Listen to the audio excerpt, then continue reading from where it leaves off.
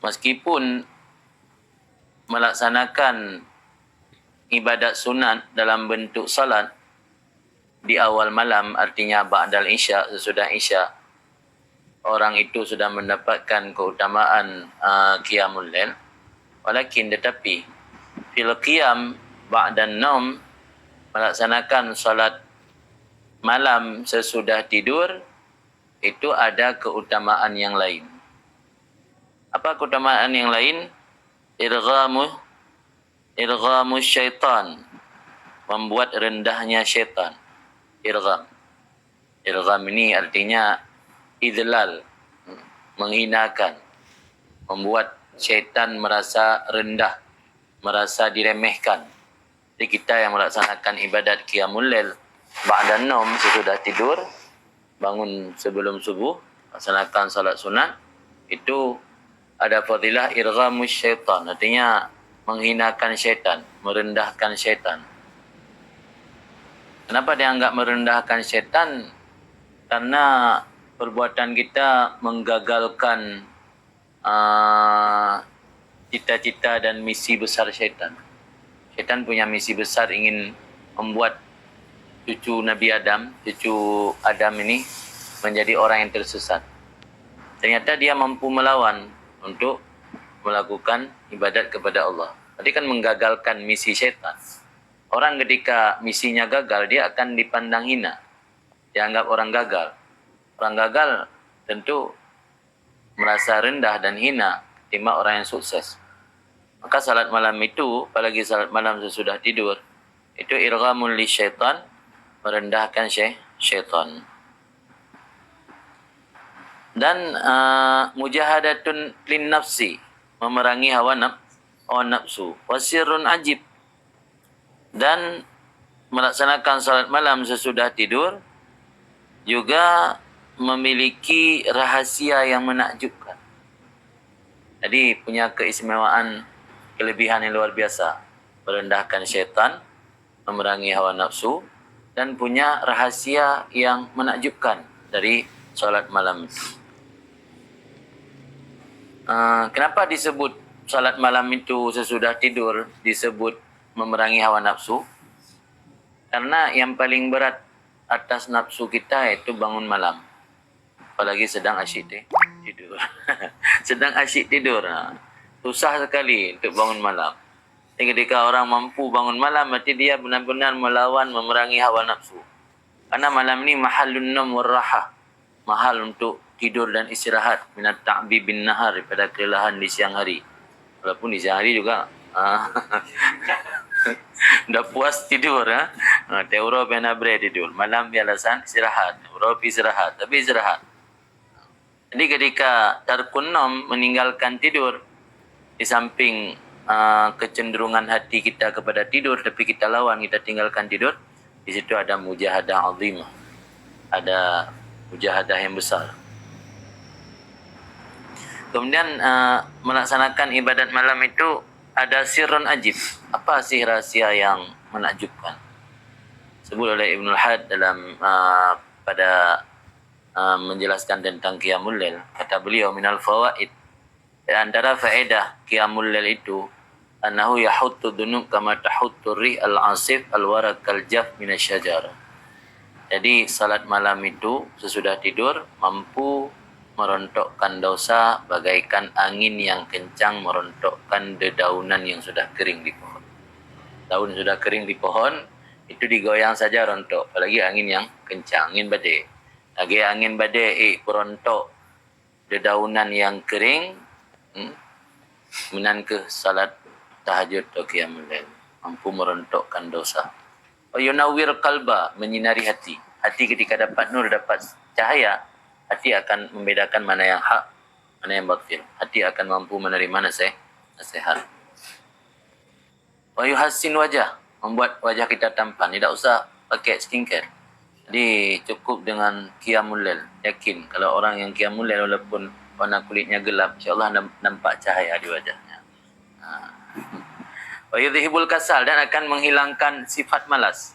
Orang yang gemar bangun malam melaksanakan salat tahajud akan hilang sifat malas. Yang syatul badan akan membuat badan kita merasa nisyat, merasa happy, merasa semangat, garang. Garang. Baik garang gara-gara nak janggut tu, bergarang gara-gara salat malam, tahajud. Membuat garang. Wa yaral malaikah mawdi'ahu minas sama. Malaikat melihat posisi kita di langit. Mawdi', kedudukan kita, punya kedudukan di kalangan ahli sama. Jika-jika, awak main tajuk kelama. Atas lewat ke pegang malaikat, budak tahajud na, anggota tahajud, tim tahajud na. Di na mawdi', na posisi di langit. Kama yural qaukabud durri linnas, bagaimana dilihatkan bintang yang gemerlap cahayanya bagi manusia. Lagi ada bintang-bintang di langit buat tanya, menanduh tanya buat malaikat.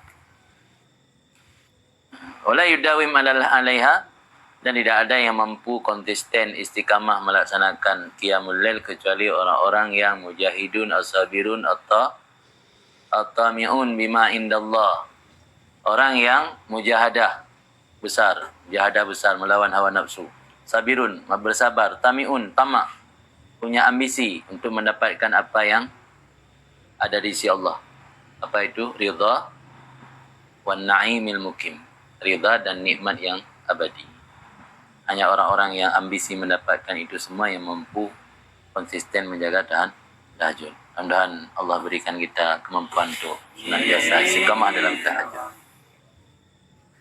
Wa ma min 'abdin dawama 'ala qiyamil lail, dan tidak ada seorang hamba yang senantiasa mudawamah melaksanakan qiyamul lail kecuali Allah zahirkan demikian pada anggota tubuhnya dan pada safhah wajhi. Safhah wajhi artinya apa kena? Safhah yang lagi apa kan bunan pura mana wajahnya pada kan pipi pasien lebar karang dah. Safhah wajhi menaji bukan punya makna safhah lembaran suhu dia suhu. Jadi safhah ya kan safhah pada bermakna bidang pada bidang wajahnya, bidang pada dada kata. Wajah pun yang cocok mana?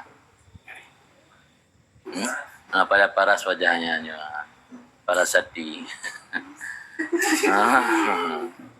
Jadi orang yang konsisten menjaga ibadat tahajud atau qiyamul lail, Allah nampakkan pada anggota tubuhnya cahaya daripada ibadat qiyamul lail tersebut dan juga pada paras wajahnya. Makana mimma yunadihillah fi kulli lail liyatuba alaihi wa yaghfirlah. Dan orang yang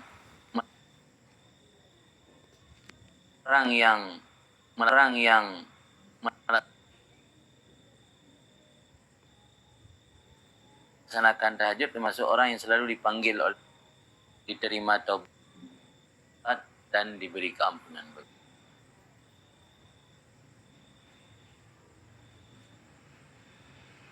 Luar biasa fadilah tahajud. Kenapa kita ikhlas? Kenapa kurang ikhlas? Karena kurang keyakinan dan keimanan. Allah.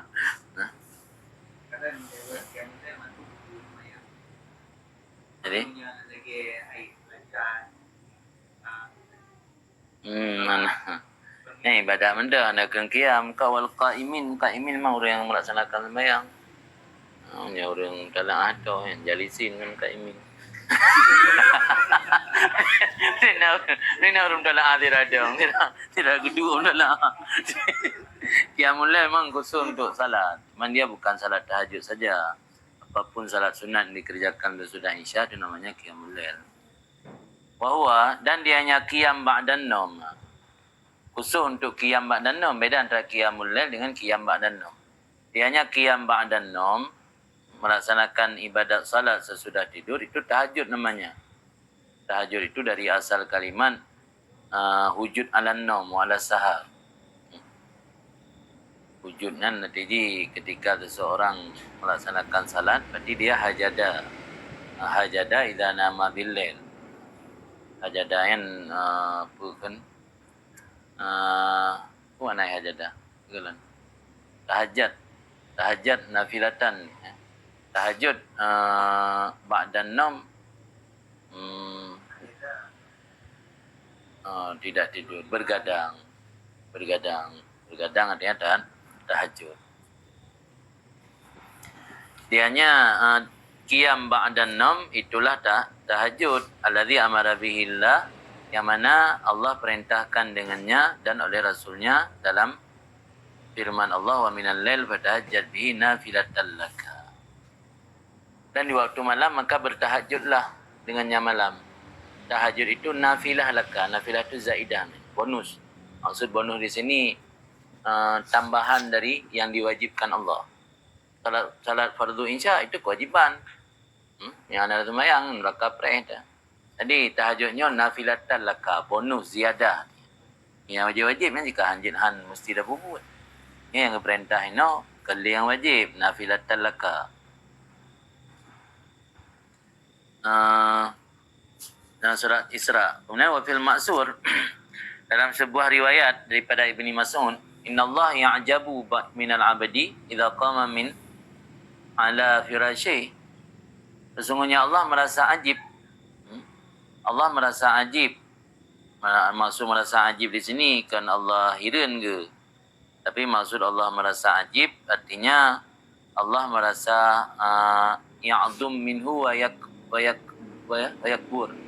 Ini agak anggap raya. Nasi yang memberi makna ya'jibuna yarda, Allah ridha. Jadi tengah mangat empuk tempat tidur, ditemani oleh isteri yang cantik dalam takubah ukur rumah semayang. Yang kan luar biasa, rasa kagum Allah kebut tanya. Anggap sebuah hal yang prestis, luar biasa berarti hamba yang.